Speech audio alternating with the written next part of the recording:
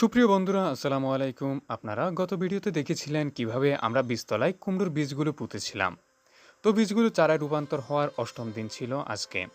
যেহেতু চারাগুলো 3 পাতা হয়ে গেছে, তাই আমরা সেগুলোকে মাটিতে রোপণ করার সিদ্ধান্ত নিলাম। প্রথমে বীজতলায় পানি দিয়ে বীজতলাকে নরম করে নিলাম। তো চারাগুলো একে একে তুলে একটি ঝুড়িতে নিতে থাকলাম। এরপর থালা অনুসারে একে একে চারাগুলো রোপণ করতে থাকলাম।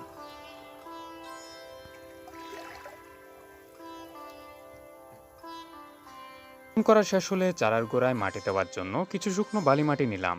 তারপর তা চারার গোড়ায় দিতে থাকলাম।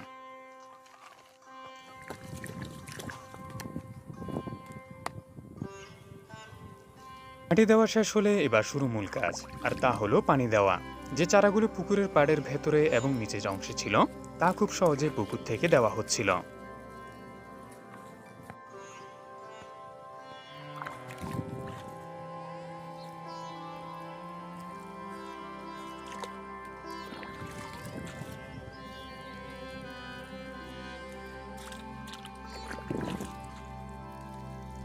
চারাগুলো জমিতে এবং পুকুর পাড়ের উপর লাগানো হয়েছিল, সেগুলোতে বালতি করে পানি এনে তারপর দিলাম।